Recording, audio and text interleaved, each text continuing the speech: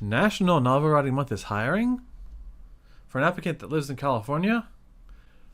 What would my life be like if I were working at NaNoWriMo?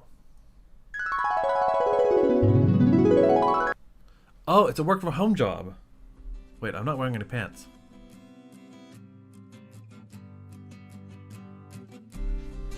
Hey there, Greasers. Sandwich Sean here. It's been a few weeks since I put up the video. I had a nice break over Christmas and the holidays. In fact, my longest break since my long string of posting videos. You see, about 8 months ago, I decided to get back into making videos and sticking to a theme for this channel and putting them out pretty much every single week without fail so that I could get the favor of the algorithm.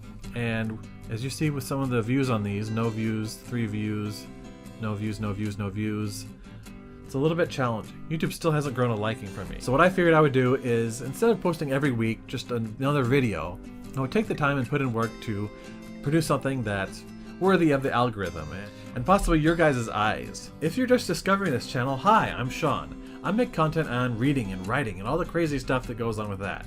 I'm not like the other authors.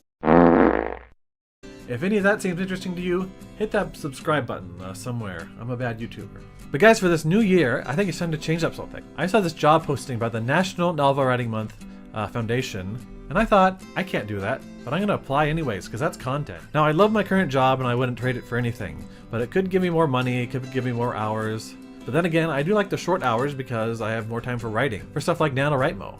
I've covered a lot of NaNoWriMo stuff in the past. I'll link a video to the playlist right about up here. Is that the place where it's at? But I've been at my job for like 5 years now. A lot of things have changed. I've developed a lot of skills.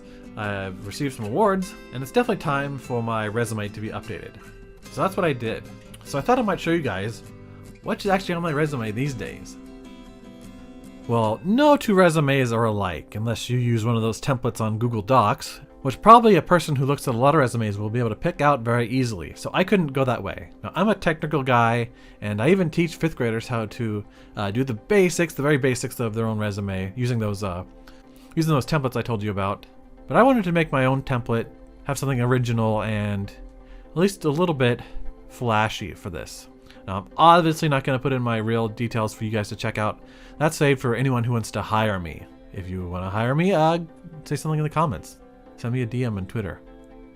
So while doing this, I had to go back and consult what a resume should actually look like, because my last one was from 2017, back when I applied for this job that I have now, which was good enough, I guess, but definitely not up to date. Like I said earlier, a lot is done since then. I've had a lot of professional growth, a lot of personal growth, and I've definitely upped my skills and gained a lot of things that I would consider valuable to an employer, especially this one, NaNoWriMo.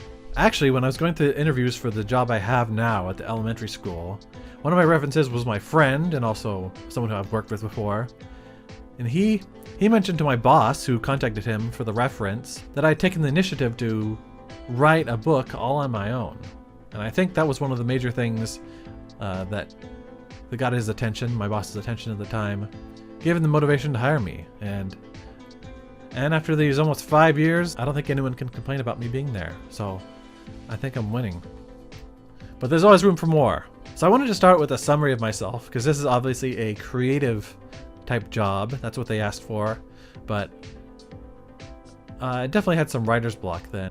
Alright, so I had to think about how I would summarize myself in just a little box of text at the very top of my resume here, to make sure that it wouldn't be too much to read, and not too much horn honking, but enough horn honking, because it is a resume, and you really need to honk your own horn so that your employers will want to use you for your horn honking abilities. I think this metaphor is going a little bit off track, but it was definitely hard. I started it, left it alone, and then came back probably like a week later and finished it out, which you'll see in just a little bit. I'm using a site called Canva right here, which is a kind of a simple graphic designer type program, which I picked up and learned for my job. Yet another one of those things that I do. And actually, I've seen a lot of people using this now. We're using it for our yearbook this year. It's fairly simple, but of course, as a project like this that's heavily structured, has to go together, it definitely takes a lot of moving stuff around. So my work history includes inter-exchange. You can check my vlogs early on this channel where I was in Paris, France and tutoring with the kids. They were all really cool. But unfortunately travel these days is a little bit impossible, so I had to give up on this being a travel vlog channel. And I won't be doxing myself by telling you the actual name of the elementary school that I work at. Next up is my education. It seems so long ago. I did go to Humboldt State University. I can tell you a little bit of where I live now in California, but I don't live in that exact area anymore. My background is actually French and Francophone studies, which in a job interview one time someone thought was equivalent to underwater basket weaving. For those unaware, Francophone studies is the study of anyone who speaks French. And a lot of good that's done me. Well, not directly, but indirectly. It's helped me out. I also studied abroad during my time in college. For 1 semester. It cost a lot of money, but I think it was worth it. It's definitely hard looking back in time, especially in these past few years, which has felt like a decade, to the things you actually did in the past, and wonder when exactly you did those things. Now we're at skills. Now here's my favorite word I used in this section. Exemplary knowledge. My knowledge is used as an example, as in I am the one actually teaching people, specifically kindergarten through 5th graders, how to use these specific technologies. So I guess you could say my knowledge of these tools and technologies such as communication, media creation, production, anything related to Office, I have to know those top to bottom, except maybe Google Sheets, which is impossibly complex if you get down into it, but I have taught that to kids before too.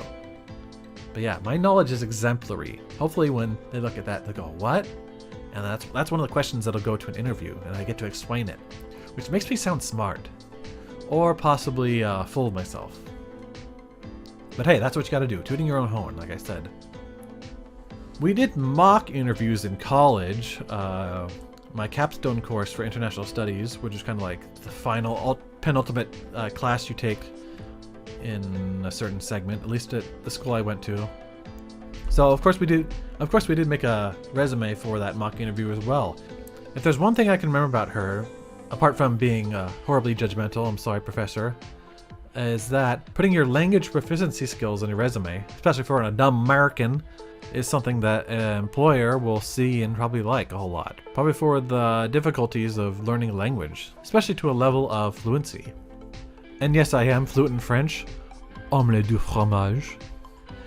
And so after a whole bunch of embellishment, a lot of tweaking, a lot of having to remember what could be considered a skill or an achievement and putting all those in, I came up with this. And I think it looks pretty good.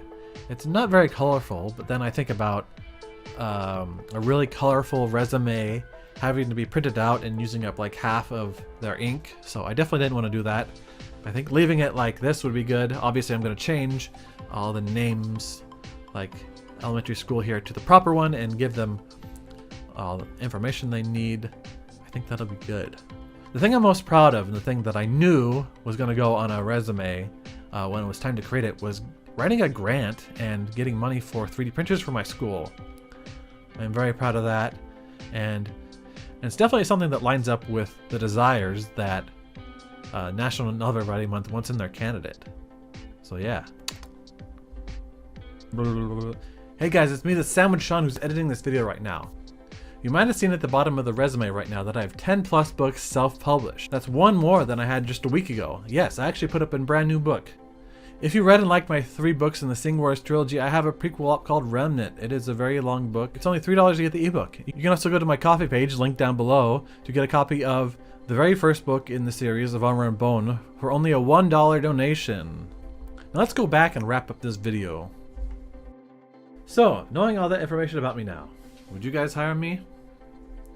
Or at the very least, you could give me a thumbs up on this video to show me that you like it, toss me a subscribe so you can see more of my content in the future, and to see if I get a call back from the National Novel Writing Month guys. I'll see you guys in the next one. Bye!